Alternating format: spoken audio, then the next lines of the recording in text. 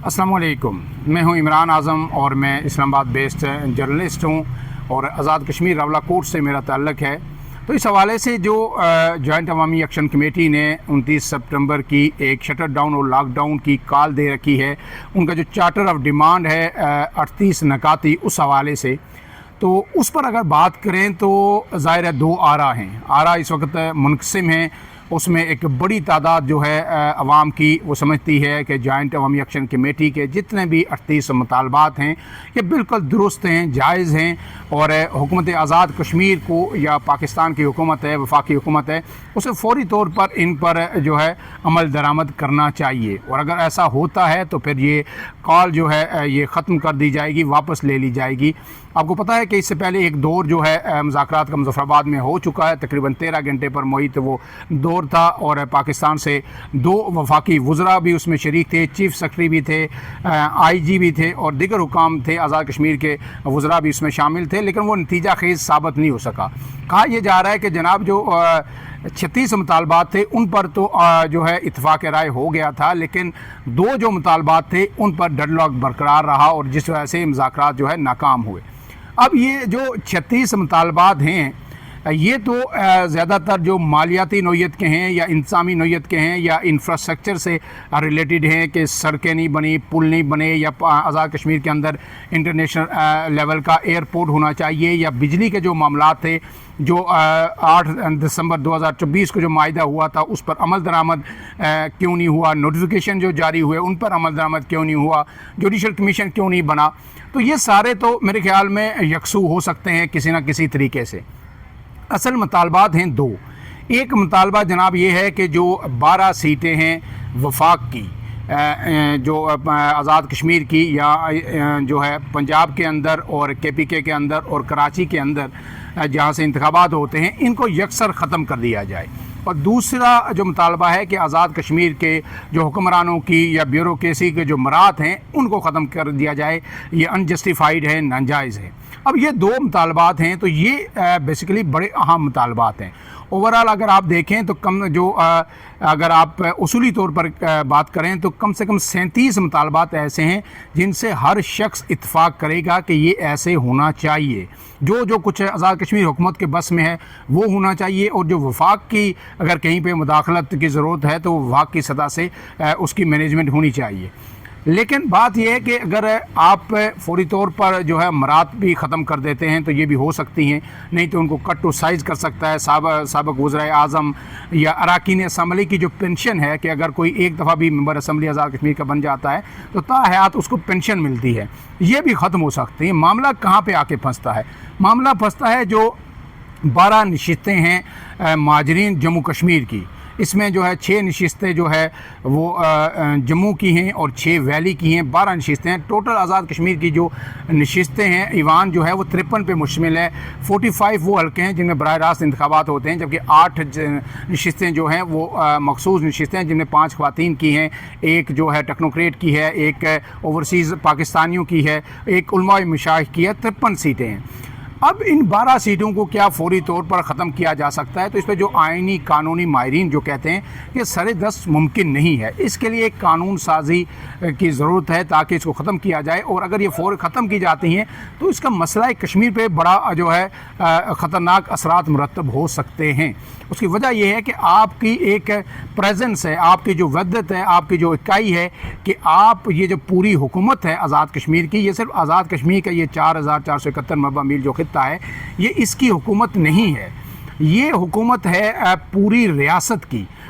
की नुमाइंदा हुकूमत ये बनी थी जो है 24 अक्टूबर 1947 को, और बेस कैंप का दर्जा करार दिया गया था ये आज़ाद कश्मीर के इस खित्ते को। सरदार मोहम्मद इब्राहिम खान की क़ियादत में ये हुकूमत बनी थी। तो जब आप कहते हैं कि ये पूरी रियासत जम्मू कश्मीर की नुमाइंदा हुकूमत है तो फिर आपको इसमें जो मकबूजा जम्मू कश्मीर के लोगों को प्रेजेंस ज़रूर देनी होगी। इस वक्त मकबूजा कश्मीर के अंदर जो भारतीय ज़ेर तसल्लुत कश्मीर है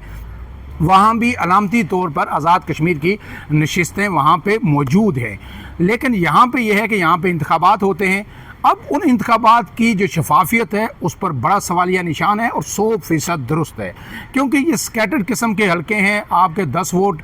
پنڈی میں ہوں گے، 10 ووٹ گجرانوالہ میں ہوں گے، 10 ووٹ سرگودا میں ہوں گے، 10 ووٹ کہیں لاہور میں ہوں گے، تو ان میں سے جو ہے تقریباً 9 سیٹیں پنجاب کے اندر ہیں ان 12 میں سے، اور جو ہے 2 کراچی کے اندر ہیں، 1 خیبر پختونخوا کے اندر ہے۔ تو ان کو اب ختم فوری طور پر نہیں کیا جا سکتا، لیکن ان کو کم ضرور کیا جا سکتا ہے، کیونکہ ان پر سب سے بڑا الزام یہ ہے کہ جب بھی آزاد کشمیر کے اندر عدم اعتماد کی کوئی تحریک آتی ہے تو وفاق کے دباؤ پہ سب سے پہلے یہ جو 12 MNAs ہیں یہ بکتے ہیں یا یہ ایک طرف چلے جاتے ہیں، اور پھر اس کے بعد عدم اعتماد یا کسی بھی حکومت کو گرانا انتہائی آسان ہو جاتا ہے۔ لہٰذا جو پولیٹیکل جو ہے انسٹیبلٹی ہے آزاد کشمیر کے اندر، یا عدم استحکام جو آزاد کشمیر کے اندر پیدا ہوتا ہے، کہ ہم نے دیکھا کہ 5 سالوں میں 4 وزیر اعظم بھی تبدیل ہوئے،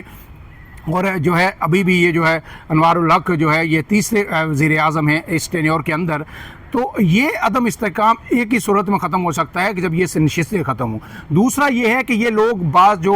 جو ہے ویلی کے سیٹیں ہیں وہاں سے 300 ساڑھے 300 ووٹ لے کے لوگ ممبر اسمبلی منتخب ہو جاتے ہیں آزاد کشمیر کے، اور پھر وہاں پہ 5 سال وہ وزراء کا سٹیٹس بھی انجوائے کرتے ہیں، انہیں سارے جو ہے فنڈز بھی ملتے ہیں، اور وہ فنڈز کہاں پہ لگتے ہیں کوئی پتہ نہیں، اور پھر وہ فنڈز آ کے پاکستان میں اگر کہیں لگتے بھی ہیں تو یہ جتنے جموں کشمیر کے مہاجرین ہیں یہ پاکستان کے شہری ہونے کا بھی سٹیٹس مکمل طور پر انجوائے کر رہے ہیں۔ یہ صوبائی اسمبلی کے اندر بھی ووٹ دیتے ہیں، یہ قومی اسمبلی کے اندر بھی ووٹ دیتے ہیں، اور یہ یہاں پہ کوٹے پہ ہر طرح کی مرات بھی جو ہے چاہے تعلیم کی صورت میں ہو، نوکریوں کی صورت میں، وہ بھی جو ہے یہ حاصل کرتے ہیں، اور پھر آزاد کشمیر کے یہ الیکشن بھی یہاں سے ہو کے لڑتے ہیں اور وہاں پہ ممبران اسمبلی بھی بن جاتے ہیں۔ اس لیے ان کا خاتمہ بڑا ہی ضروری ہے۔ یہ بات اپنی حد تک جسٹیفائڈ بھی ہے کہ جس طرح کا ماحول بنا گیا ہے اور جس طرح کی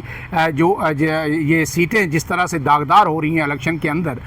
لیکن ان کو ختم یکسر میری نظر میں نہیں کیا جا سکتا۔ اس کے لیے ایک حل یہ ہو سکتا ہے کہ آپ جو ہے ان کی تعداد کم کر دیں۔ آپ یہ کر دیں کہ فرض کیا آپ جموں کی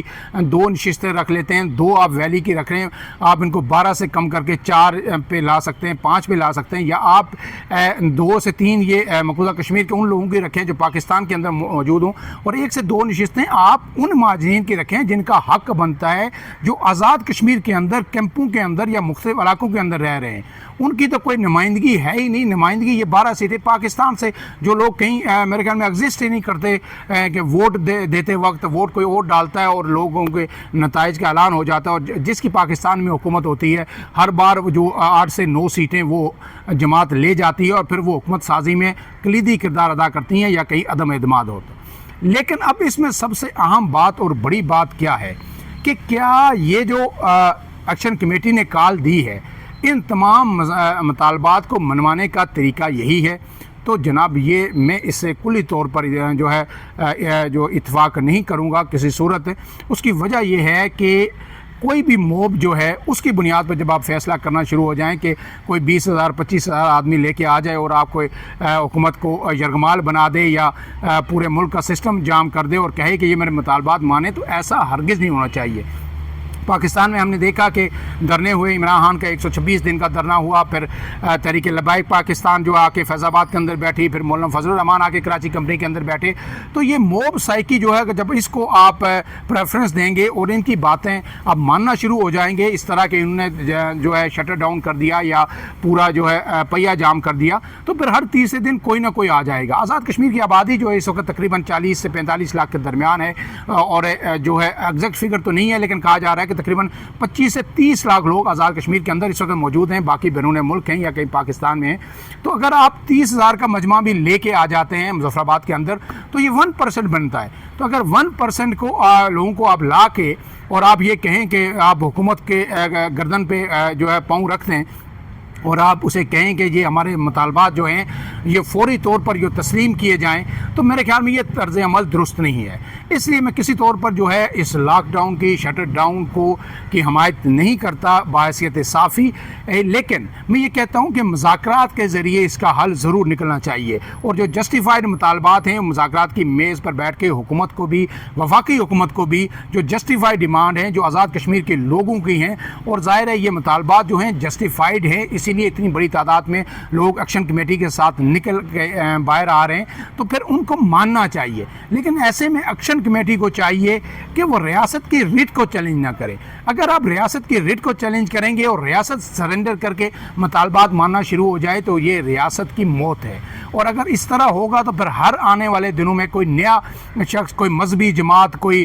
فرقہ وارانہ جماعت، کوئی دہشت گرد جماعت اپنے لوگوں کو لا کے کہیں بھی بٹھا دے گی اور کہے گی جی جناب یہ ہمارے مطالبات مانیں۔ تو اس رویے کی حوصلہ شکنی ہر صورت ہونی چاہیے۔ اگر ایکشن کمیٹی احتجاج کرتی ہے اور وہ یہ شٹر ڈاؤن کرتی ہے اور بزور طاقت اپنے مطالبات منوانا چاہتی ہے تو ریاست کو کسی صورت اس کی اجازت نہیں دینی چاہیے۔ ہاں، ٹیبل پہ بیٹھ کے جو آپ ان کو دینا چاہتے ہیں، جو آپ سے وہ لینا چاہتے ہیں، اگر یہ ہوگا تو یہی سب سے بہتر ہے ہوگا ریاست کے لیے، اس ملک کے لیے، کیونکہ آزاد کشمیر ایک بڑا حساس خطہ ہے۔ اسلام آباد میں تو یہ دھرنے وغیرہ چل جاتے ہیں، لیکن جب آزاد کشمیر میں ایسی کوئی صورتحال ہوگی